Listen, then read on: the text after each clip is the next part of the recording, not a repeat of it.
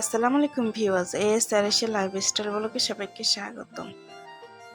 আজ আমি বরিশালের বিখ্যাত নারকেল দিয়ে চিংড়ি মাছ রান্না করব, সেটাই তোমাদের সাথে শেয়ার করব বন্ধুরা।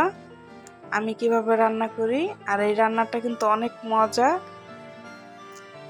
তেল গরম করে নিছি, পেঁয়াজ কাঁচামরিচ কুচি দিয়ে দিলাম আর ভেজে নিব।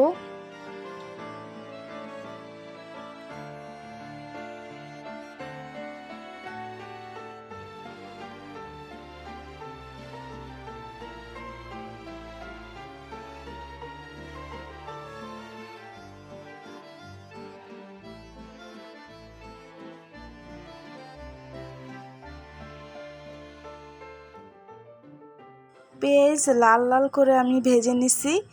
তো এখন নারকেল আমি ব্লেন্ডার করে নিছি, তোমরা চাইলে পাটাও বেটে নিতে পারো। তা আমি বাটি নাই, আমি ব্লেন্ডার করে দিয়ে দিছি। পেঁয়াজের সাথে আমি নারকেলটা ভালো করে ভেজে নিব। এখানে কিন্তু আদা রসুন বাটা দিব না, আমি আদা রসুন বাটা দেওয়া লাগে না এই তরকারিতে। সাধারণ কিছু মশলা দিয়ে রান্না করলে অনেক মজা হয় এই তরকারিটা বন্ধুরা।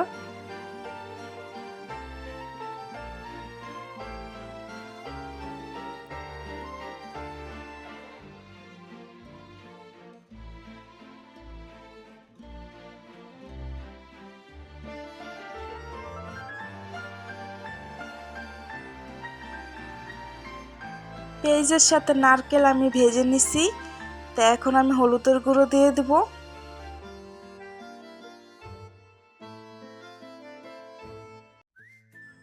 মরিচের গুঁড়ো দিয়ে দিব, ধনিয়ার গুঁড়ো দিব, পরিমাণ মতন লবণ দিব। মশলাগুলো আমি ভালো করে নাড়াচাড়া দিয়ে ভেজে নিব।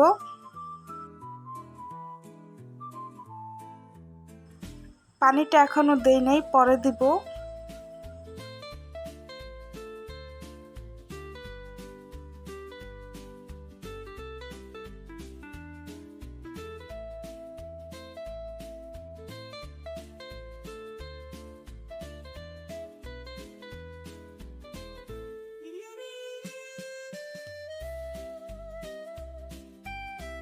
এখন আমি পানি দিয়ে দিছি, আর ব্লেন্ড করছিলাম ওই ব্লেন্ডারে আমি পানিটা দিয়ে ধুয়ে দিয়ে দিলাম নারকেলের পানিটা। এখন মশলাগুলো ভালো করে কষায় নিব।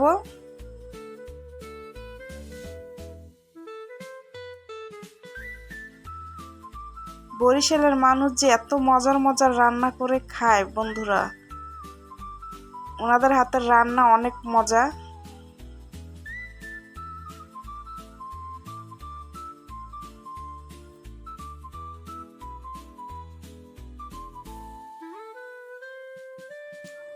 মশলাগুলো আমি কষায় নিছি। তো এখন আমি চিংড়ি মাছ দিয়ে দেবো, আর চিংড়ি মাছগুলো তোমরা ভেজে নিতে পারো, আমি আর ভাজি নাই, আমি এইভাবেই কাঁচাই দিয়ে দিছি। তো এখন আমি রান্না করে নিব, না ভাজলেও হয়, সমস্যা হবে না, আমি এইভাবেই রান্না করে নেব।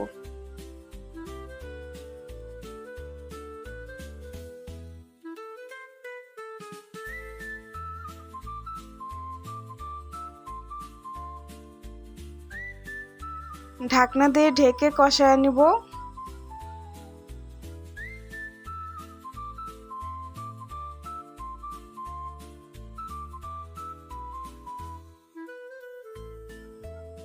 2-3 মিনিট পরে আবার ঢাকনাটা খুলে নাড়া দিব।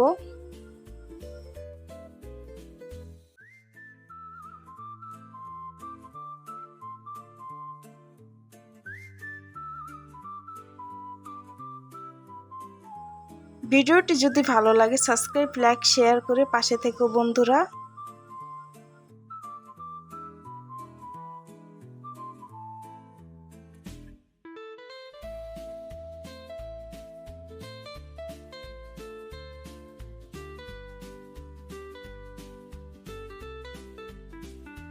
তরকারিটা আমি কষায় নিছি, এখন আমি পানি দিয়ে দিব, আর এই পানিটা দিয়ে আমি রান্না করে নিব, আর পানি দিব না, এতটুকু পানি ঠিক আছে।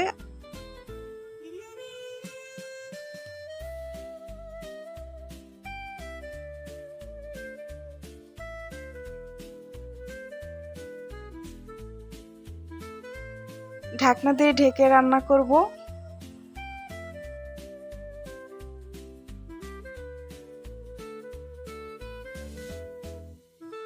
বলক এসে পড়ছে, ঢাকনাটা খুলে আমি নাড়া দিব।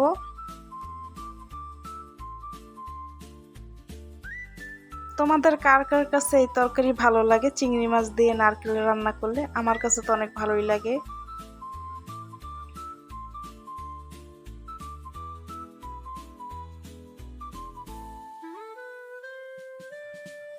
আমার রান্না কিন্তু শেষ। আর এখানে আমি আর ঝোল রাখবো না, এই যে ঝোল মানে মাখা মাখা করে রান্না করছি। এইটাও যখন ঠান্ডা হয়ে যাবে তখন একেবারে শুকিয়ে যাবে পানি।